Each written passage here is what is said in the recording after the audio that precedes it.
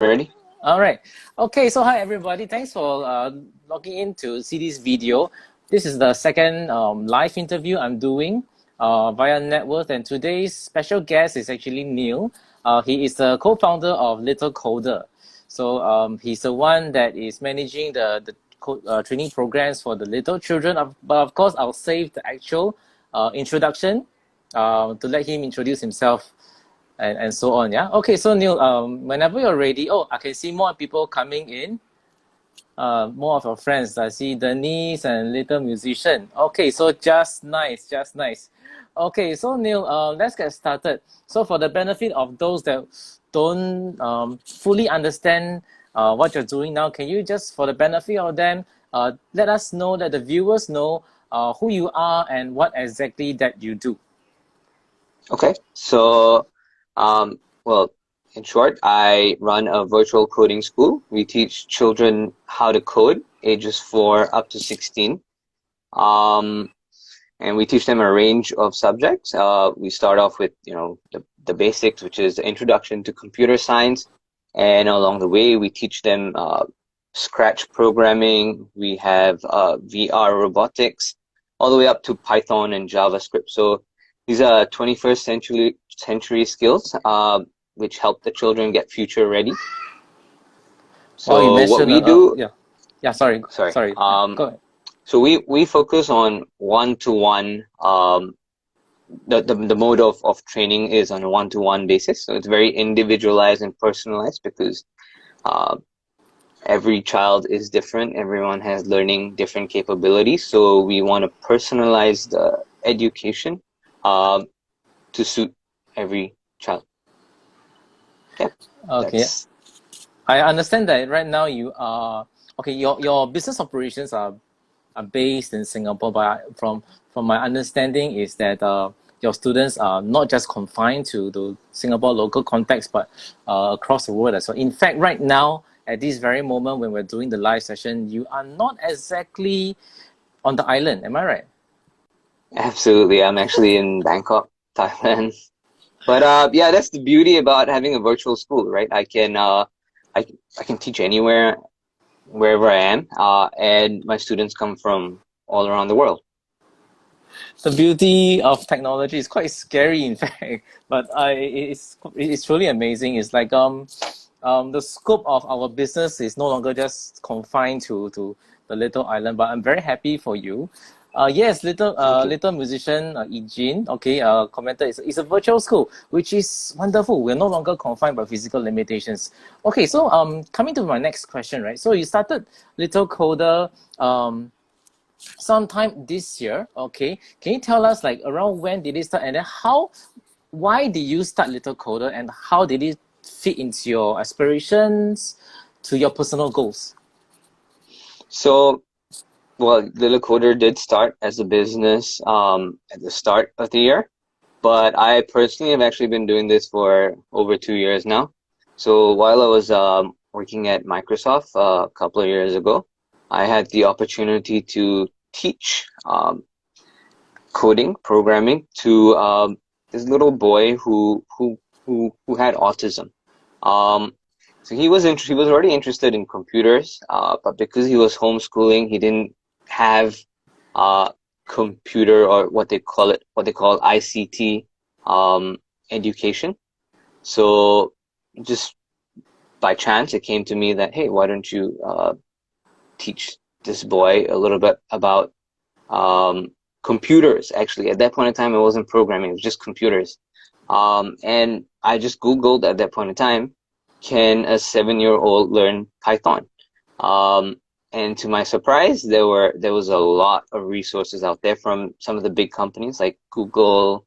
Um, I think even Amazon had something. But what I found was something from MIT, which was Scratch. And the more I looked into it, the more I was amazed.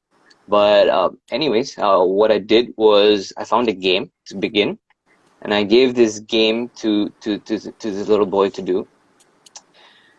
Initially, I thought he was just gonna, because there was no guidance, nothing. He was just gonna look at it and just be bored with it. But to my surprise, uh, he didn't just complete level 1, he completed 10 levels in one sitting. He was super quiet. I was told that he's quite hyper, but for this session he was not, and he was fully engaged.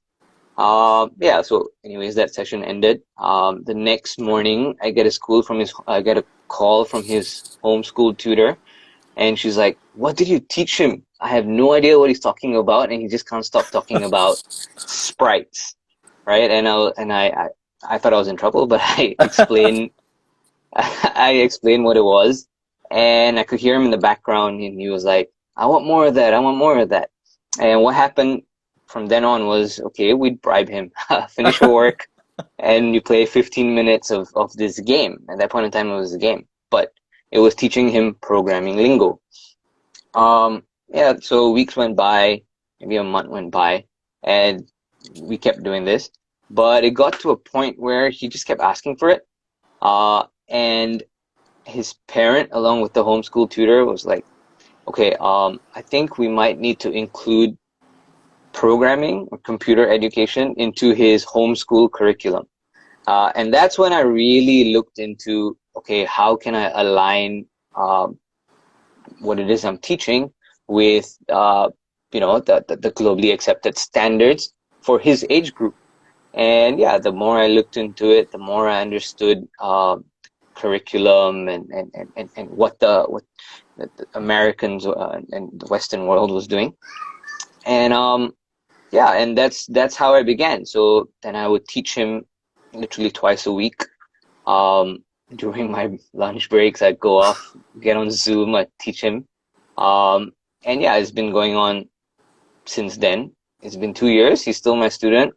Wow. Today, he can write Java code and modify Minecraft. So actually, that was the turning point for me when I saw how far he's come from literally that game that he began, and where he just learned the word sprite, to today, where he writes and he creates his own Minecraft mods with Java code. That was, to me, transformational, not just for him but for me. And it felt like it was very satisfying. It felt like I was actually making a difference. And at that point, I realized that, okay, I need to, this would be beneficial for every child out there. So then I made it my mission to bring this this education to as many children as I can reach now. And that's when Little Coder was born. Earlier today, I was just on Instagram scrolling through my feed, and I chanced upon a video of Elon Musk. So basically how he got started and how his childhood was like. And the amazing thing was that Elon Musk, he was a misunderstood child, and he found his passion through programming as well. So that's what got him started right from a very young age. And look at him now, the richest person in the planet. So there's a very good chance that you might be grooming the future leaders of the world. Today, in our generation, we conquer Mars. Maybe the next one, we don't know who conquer which universe. I have no doubt in the next 15, 20 years, the trajectory at which the world is progressing. The kids today are really going to create a completely different world from what we know of. Every day that I'm in class, or my teachers are in class, we are really surprised with some of these, with most of the children actually, how fast they pick up these concepts and how they apply it also. So it's truly privilege and yeah, I love what I do. Okay, I mean for the viewers here, I actually signed my own son for the coding class with Neel, so I can personally testify that my son really enjoys the lessons. In fact, through the lessons, I get to discover aspects of his personality that I never knew of. I always thought that Tyler, my son, he's more of a robotics geek. But thanks to Neel and his training classes, I found out that actually design is part of his interest as well. So it's quite amazing. Okay, so I got to move on to the next question because I prepared a long list. Okay, and I've only got 1 hour, so pardon me for that. Okay, I wanted to ask you, right? because I work with entrepreneurs a lot, so I thoroughly understand that it is a roller coaster journey for all entrepreneurs. Some days are fantastic, some days we really feel terrible. Okay, so what I want to know, and also I want to get some insights on behalf of the viewers, is that on those days when you're really on a down low, okay, what motivates you to get up from your bed, to push on and continue doing the things that you're doing, to engage the students? Uh, Thankfully, I have a few pillars of support. One of them is my business partner. It's it's it's awesome that I'm working with her because we complement one another very well. Yeah, so on the days that, I find it challenging, she's there to pick me up, and vice versa. So I think it's really good to have someone like that who is as driven, and yeah, we understand one another. And of course, outside of my professional circle, I have my own personal support.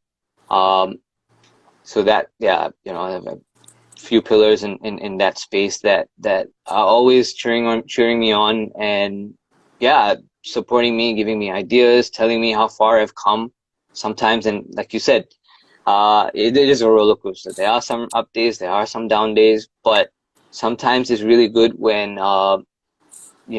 people can tell you also like how far you've come, because we tend to forget like it's just been a couple of months, and from where we started to where we are now, that usually picks me up, and yeah, keeps me going. I like your reply. It's like the saying, you have the attitude of gratitude. So my question was like, what keeps you going during your down days? And your response was fantastic. You talk about the people around you that give you the moral support, emotional support, and it shows a lot about your inner personality as well. So I salute you, and I love the attitude of yours. Keep it up. Okay, so Thank you. um you the students of yours will be the children from 4 to 16, right? Yep. Okay, then but the customers they work with are the parents. Okay, so if I may ask you, like, given a choice, how would you describe this ideal customer, ideal parent? What's the persona like? The ideal parent. Mm. Like, Um, cause you mentioned about the example of the boy with some autism uh, issues. Okay, so yeah. so okay, to me, the ideal parent is someone who gets involved in their children's learning, right? Um, it is programming after all, and I do get many inquiries from parents themselves. Hey, even I want to learn. Can you teach me? But Wow. what I yeah, it's funny. But what I usually like to say is, um, do it together with your children. I mean, all parents are of course interested in the progress of their children.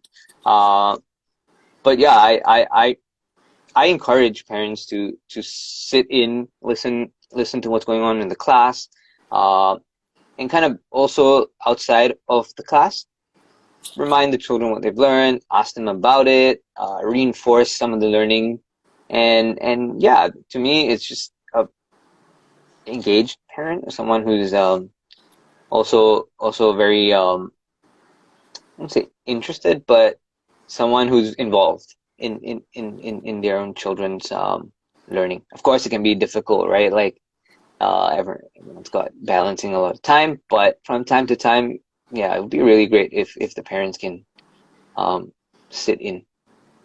Yeah. I mean, right now, it's like you said. We have to manage our schedules accordingly. But there are occasions where I manage to have a free slot and I sit in the session with my son, and it's all online. It's via Zoom anyway. So yeah. As he's going through the lessons and playing that air hockey game that recently, right? So Oh yeah. I was also observing it, and it's really quite fun. So actually, the follow-up question I wanted to ask you was that how would this client feel about engaging you? But let me just answer on their behalf because I I'm very thankful because I'm one of the customers now. So it's like what you say, attending the session, the class with my son helps with the bonding. So it's like we have an additional topic to talk about. And it's like it somehow it seems more fun rather than what do you do in school, how was homework, and who are your friends. But this time round, because we're sitting in the same session, I know what he's going through, and what he's learning. So it is like we are on the same boat, same journey. I'm on the same journey with my son. So that's what I really like about the program. So yeah. Okay, so another question I wanted to ask is that, okay, so you are now a instructor. You teach coding and programming to little children, and the beauty of it is that you can do it anywhere. Right now you're in Bangkok, and then your students are all over the world. So it seems like a perfect business, right? Okay, so does it mean that anybody should just adopt this business model and then copy you and do whatever you're doing? Is it that easy?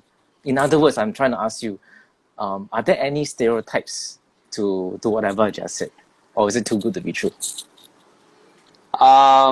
Okay, so it there are many companies that do it, right? It's I mean it is a trending topic to to put it in a different way, but yeah, it is a trending topic. Everyone wants to learn this. We know that technology is here, and we are living in the digital age, and that's the next frontier for us. And there are many coding schools that have popped up all around the world, also doing similar things, virtual education, some physical, of course.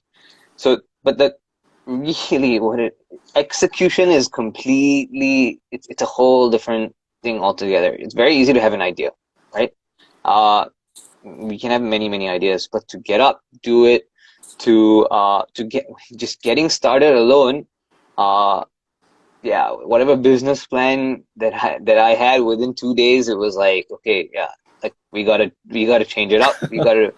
We just gotta react, learn what works, what doesn't work, and yeah, we get feedback from students, the kids themselves, the parents, and yeah, there's so many functions of a business, not just the teaching bit that we have to handle. And yeah, I would say that what really makes great companies is the execution. You gotta, like, I'm still doing it. It's my first year, but yeah, we've come across many challenges.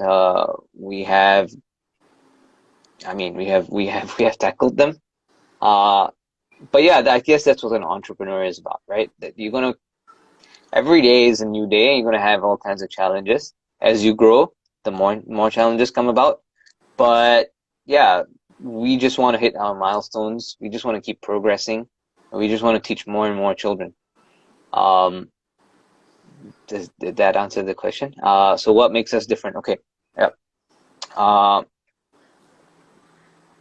well, I'll give you examples. Okay, like how when we hire our teachers, right? We're very picky with our instructors. We want to ensure quality education, right?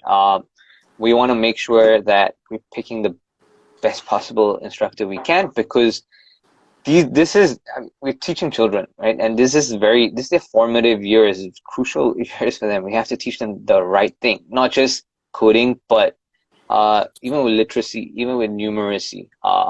And we got to teach them the right thing, the right way to say things. We got to have that attitude where we're always encouraging them. We got to have a friendly attitude, because we want to keep them engaged all the time. We want them to be always thinking, because in programming, that's what it is, right? It's not just copy paste. Here, I give you the code, you paste it, and yeah, here's your game. It's no, right? We want the children to be thinking, okay, why are we doing things in a certain way? Can we use this concept in a different manner, and maybe later on in the course? Remember, we learned about that concept Can we apply it here? Can we modify certain things? So it's how we get them to think outside the box, but apply what they learn. And that the real question we want the children to ask is what if. It's not programming is what we teach, but really what we teach is to build that character, right? That resilient, persistent character. So to get the right instructor is extremely difficult. To have all these personalities and these traits. Yeah, between me and my partner, we probably we've interviewed so many instructors, and yeah, it's just we've only found like a couple that we want to work with. So yeah, that's just an example of what else we do outside of teaching. What else do we do? The back end, the back end of it, being able to schedule classes, being able to have that that entire, from start to finish experience. It's not just the teaching; it's like when it's the communication with the parent as well. Because we understand that parents can't always be in the class, and they also want to know what's going on with their students, with their kids. So it's sort of that communication that we got to have as well. So yeah, there's a lot of things outside of the teaching that we have to consider and execute upon. So yeah, what differentiates us is I guess the way we do things and happy clients. So for myself, I actually had some experience conducting enrichment classes for children. Previously a few years ago, and boy, it was difficult getting their attention, getting them interested, and that was in a physical setting, face to face. So I can't imagine like you're doing it virtually over Zoom. Okay, so to spice things up a little bit for this video, right? Can you give an example of one like a particular occasion when during a class something really went wrong, but somehow you managed to salvage the situation? Because the question I wanted to ask is like, it's never a bed of roses. So I'm looking for a specific example, a story basically. Where something went wrong. Most of the time, what goes wrong is we have technical issues when we deal with virtual classes. Sometimes, yeah, when sometimes the children are unsupervised, they click on certain things, and they have difficulty coming back to the session. Oh.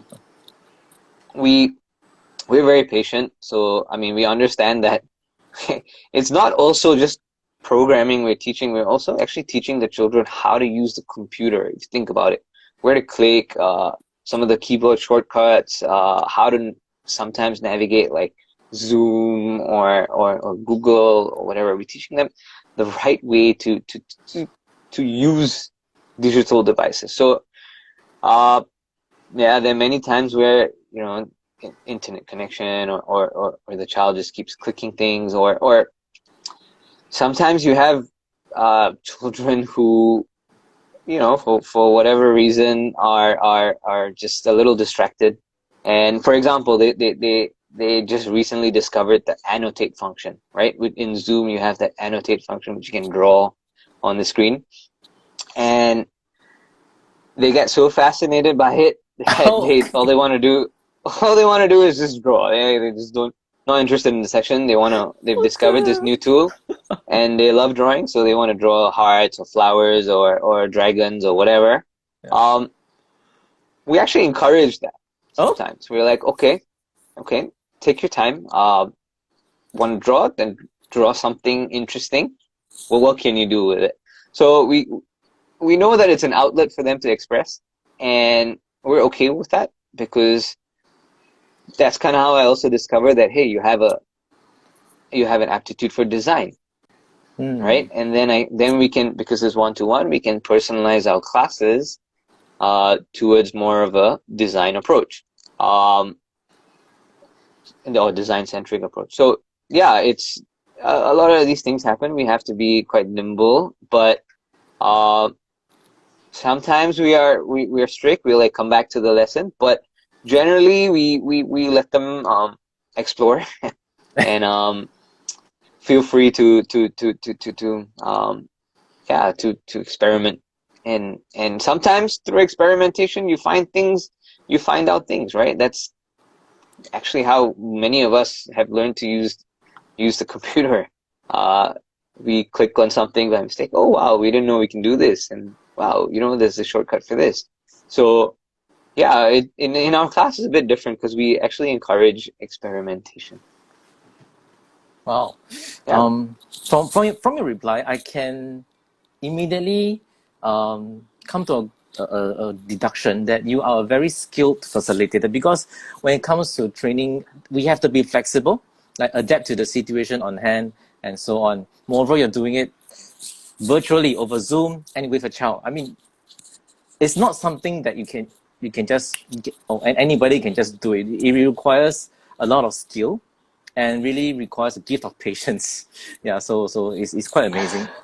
And when while you're sharing about the annotation part, somehow it got reminded to the earlier story you shared about the boy who went so deep into the program and learning about Python and all. So I appreciate the program in a sense that it is, like what you say, an outlet for the child to to express himself. And maybe not every child would like to. I mean, they may not be very sociable in their early years. So I think that's what's nice about your program as well. It's not just technical coding and geeky stuff, but really it's beyond that. It's also another way of expression. I think that's Hmm, fantastic. Yeah. So really good. Okay, I'm absolutely. I'm going to change the tone of the interview a little bit. So we're going to talk about something about money, because I mean that's kind of like what I do. So I want to Absolutely. ask you, right? Suppose you check your internet banking right now and you get a pleasant surprise that you just received $100,000 Sing dollars. Okay, I know you're in Thailand right now, but Sing dollars, not Thai baht. Yeah. So 100K, what would be the immediate thing that comes to your mind? Like okay, if I receive 100K, oh my goodness, I have 100K out of nowhere. What am I going to do? I'm going to buy this, I'm going to buy that, right? But that's for me. But how about you? How do you intend to spend this money? Um, well, right, if you ask me right now, It's the just a joke. business I didn't is, really transfer the money, no, I right? know. Well, I was hoping I opened my bank account and saw 100K. But okay, right now, I mean the business in itself is we are making enough money to invest in the company. So I wouldn't say I wouldn't just pour it into the company just yet. I would put it in I buy some shares. So I'm quite big in this. I follow sub companies like I like Facebook. Facebook just announced that they just changed their name to Metaverse or Meta actually. Um and yeah, I mean me being, I love technology and future and I can see the metaverse coming, right? I already see it with Roblox and Minecraft. If you ask any child, they Really? love Roblox, they love Minecraft. And that actually is a metaverse. It's just there's no commerce behind it, right? Wow. So so I mean, I see that Facebook in the long run would be good. I'd put my money there. I'd also put my money, yeah, well, somebody mentioned Roblox. Roblox is it it it is publicly traded. I would definitely allocate some funds there. Um, and there's few other companies that I would maybe a little bit to Bitcoin because that is yeah, crypto is hot right now. But yeah, I'll put that temporarily. Hopefully that makes some good cash. And if little coders does need funds, I can always dip into that and reinvest it back. So I hope you do send that 100K. Well, let's discuss this offline. A very interesting answer to that. You're going to invest into Facebook and maybe Roblox and basically And tech companies. Yeah. So mostly tech companies. so you are really not just teaching about technology. You are putting your skin in the game in that sense, huh? Putting money inside the tech stocks as well. Oh, absolutely. Uh, I mean, yeah, I do like the companies. Why not support them? yeah. So for the viewers of this video, you know that right now the Neel, the person you're watching now, is fully invested in, and he believes in what he's doing. He's like about future proofing about our children, and it's also future proofing our money as well. Which is very good, very good. Okay, next question. So I prepared this question. Right? It's basically like from the time you started working, I'm talking about you finish your school, okay, all the way to right now, today, okay. Is there a lesson about money management that you wished that somebody could have just taught you? Somebody, you wish that you didn't have to find out about it yourself in the hard way. Like, in other words, was there a particular money mistake that you learned? I mean, hopefully you can, you feel open and comfortable to share that I, we can learn from. okay, so it's not that I was not, it's not something I don't know. I've been told many times by my own parents. Make sure you save, you know, make sure you save. Uh, and in my early days, I would waste a lot of money, on unnecessary things. Um, Now I'm realizing that, hey, you know, like, could have, did I really need to do, or did I really need to take that trip wherever, or, you know, did I really need to spend on that? I could have saved. And if you think about it, if you know, multiply that over 10 years, if I said no a little bit more, the amount I would have saved, would, I mean, and of course, compound that with, let's say I invested in the stock market, which I'm interested in.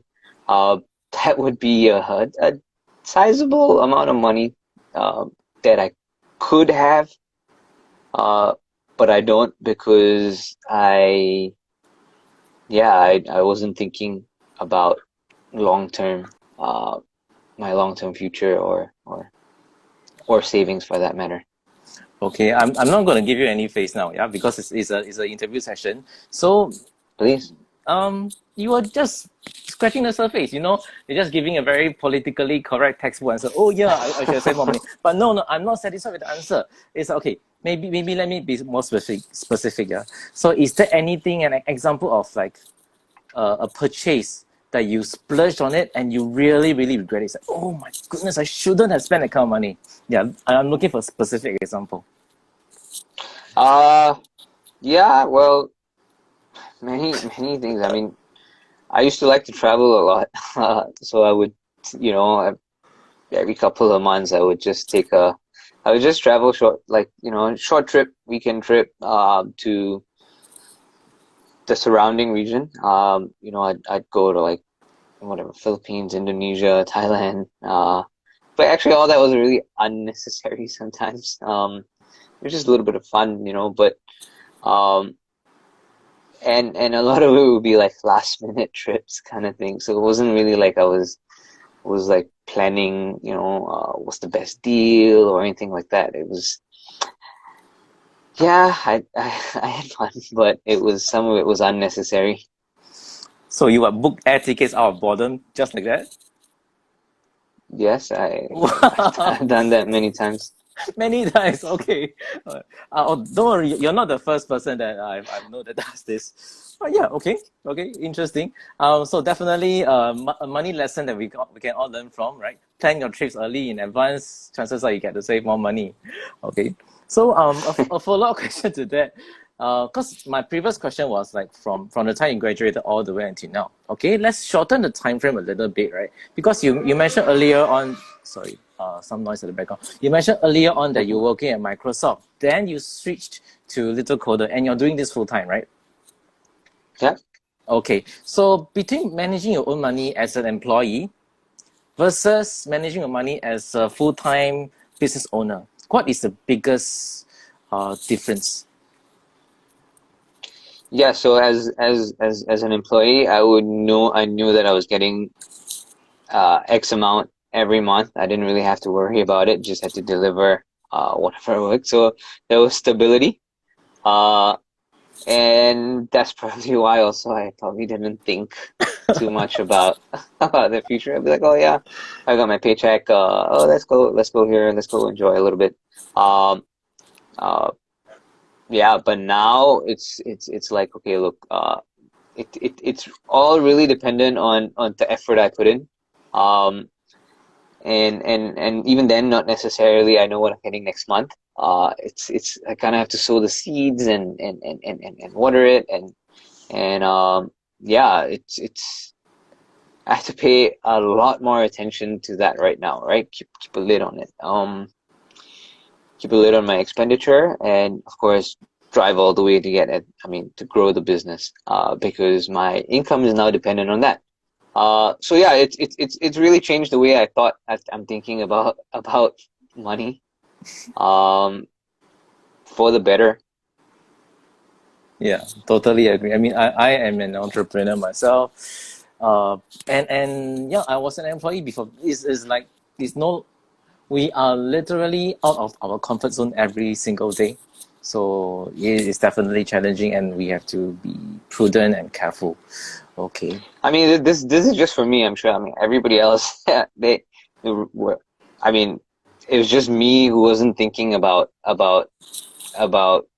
savings or anything like that because I just expected that, hey, I'm just going to be doing this and I know what I'm getting, right? The next month. And it can be a good thing actually because it depends how we take it. It's just, I guess for me it was just when I changed, then I realized, hey, this is, I haven't been thinking about money matters. Um, just like I haven't really been thinking much about it until this point when there's no stability anymore. That, Yeah, that's it's a that, good. that's totally natural, and we all have our own fair share of money mistakes as well. Hmm. Yeah. Okay, so like now that you are doing this little coder full time, you mentioned about like we cannot we are no longer, we cannot afford to be sitting comfortably and waiting for a paycheck and then just splurge as and when we want. Okay, but is there any specific how do I put it? As an entrepreneur now full time, can you give an example of the kind of financial struggles that entrepreneurs face? Um. So, well, number one is you got to reinvest back into the business, right? At this point in time, what comes first is the business. It's not me anymore. It's uh, I want to grow this. I have targets, and I know I want to reach that target as fast as I can. So yeah, I where I can save, I save right now. I'm quite frugal and I don't go out as much as I used to. Um, and yeah, I'm just thinking the amount of time that I had before, um, all that time now instead of going out having a meal or whatever, I'd save that. I'd spend the time to figure out how I can improve every little aspect of the business, whether it's the website or communications or an LMS system or resources to help the teachers, or that's a ton of things that's piling up. And yeah, I in terms of finances, whatever I have, I want to put it right back into the business because I know that can grow. Thankfully, we're at this point where uh, we are sustaining well. We don't want to, it's a fine balance. We don't just want to say, hey, okay, I mean, we can raise money, right? So we don't want to just say, hey, okay, let's go and raise $1 million and just put it into business because that is not being responsible as well because we have to take things progressively, step by step. We build a foundation, and then we go from strength to strength. And as we progress, that the amount of funds we need changes. So at this point in time, things are okay. The boat is steady. Um, but yeah, in terms of finances, I'm just thinking about the business first before me. I'm not thinking how can I splurge what we make. It's like when you were working at Microsoft, your income was like this high, right? Now at Little Coder, right at this present moment, is dropped significantly, as the case with all Absolutely. businesses. Okay, of course, if we are on a exponential curve up. So how do you manage that drop in income? So thankfully, I got some proceeds from my investments that I made years ago in the tech space. Um, I would have loved to keep it in there, but I mean, I do need, some funds, so I had to take some of that. Like, thankfully, I can enjoy the dividends of that. Um, but yeah, I mean, at some point, it's gonna I can't keep doing that, right? So, um, yeah, all focus is on the business to sort of grow and get to a point where it's sustainable, in terms of income, and then I can go back in and do my what I was doing before, which is investment in itself. I'll put it back into where I took it out from. Okay, so prior to this interview, I've briefly explained about what I do, what's my business model about. Do you mind sharing with me and the viewers, like, what's your honest opinion about what I'm trying to achieve? Um, okay, so I think I think it's really good. Like I mentioned from like I need pillars of support, right, in my business.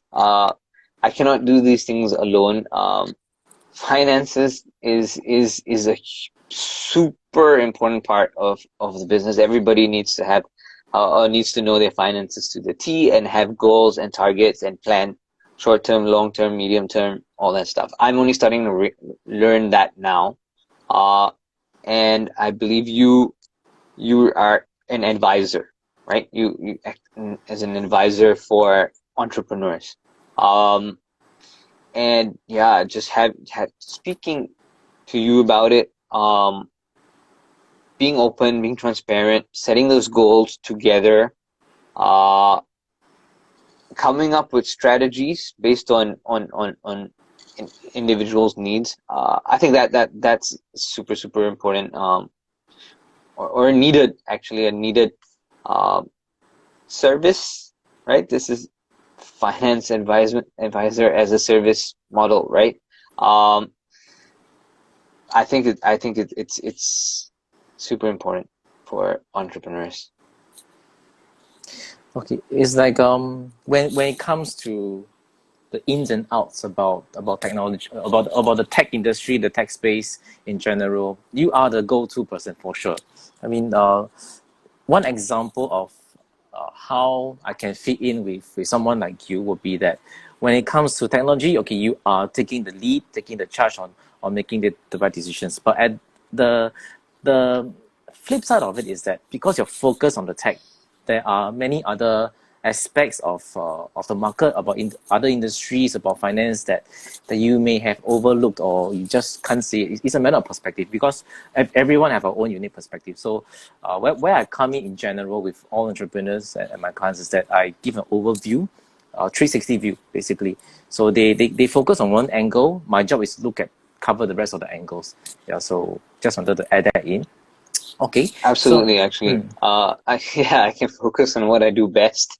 And at least I know somebody has my back on, uh, the finance bit of it, which I'm not the strongest in it. I mean, I know it, but it's better I have a singular focus on one area so it can grow faster. I absolutely agree on that.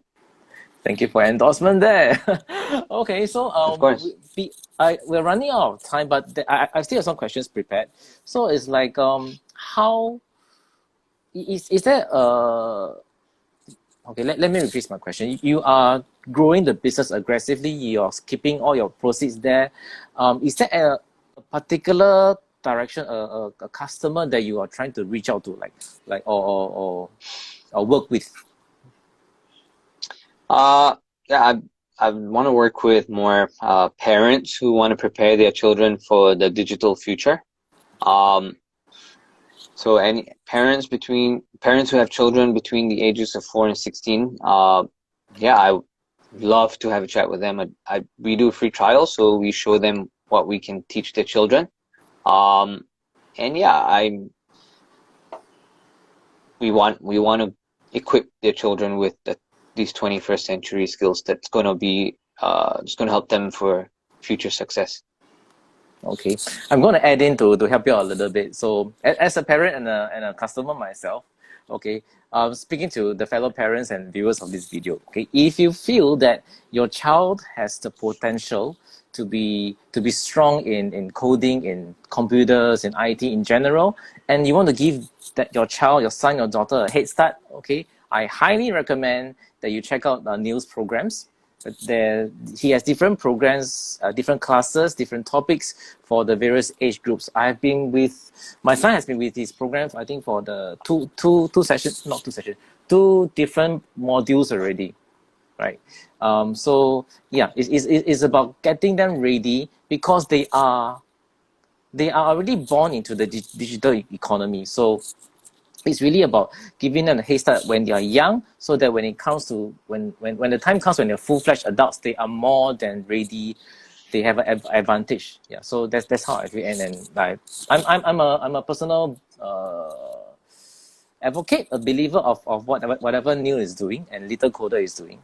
Okay, so yes, there's a comment. Thank you. It's such a crucial skill set for our kids. Yes, and the benefit for parents is that as we attend the classes, we sit beside our children, we also learn as well. So so like buy one get one free kind of concept. Okay, so for the parents who are interested, right, how can they connect with you?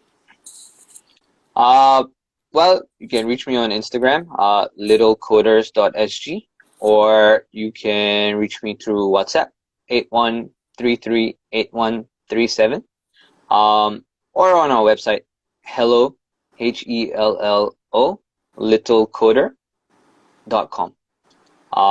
Yeah, we will respond to you, within a couple hours.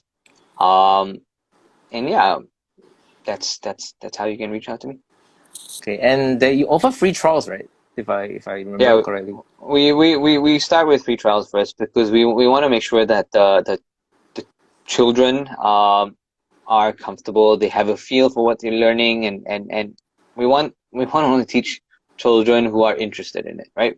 There's no point forcing children to do this, right? But what I really find is almost all the children that come through the trial, all of them enroll because this is something. It's not like a regular class for them. It's learning through play, but it's learning a crucial skill, and it's interdisciplinary. So children don't realize actually that they're learning math, literacy, even science, art, history, all of that. And it gives them an outlet to sort of express all of this. They don't realize it. They think they're playing a game, but actually, yeah, they're learning a lot. So they're learning new stuff, they're expressing themselves, and they're having fun all at the same time. And they're building character. Exactly. That's actually the most. Yeah. Okay. So for the viewers who have stayed throughout this video right now to this point, okay, don't hesitate any longer. Just connect with Neel via WhatsApp. Check out his Instagram. Sign up for the free trial immediately. Yeah. Okay. So thank you for your time. Thank you, Neel, for setting aside your precious hour as well. Okay. Thank you, Ivan. Thank you. I wish you the best in your business, and I will continue to support you as well. I'll continue to sign up for your, get my son to sign up, and in future my daughter as well, possibly. Okay. All the best for the business. Yeah, that'd be nice. Thank you, Ivan, and I'll see you soon. Okay. Thank you. Okay, thanks for. Thank you. Bye-bye. Thanks everyone for joining. Bye bye. Bye bye.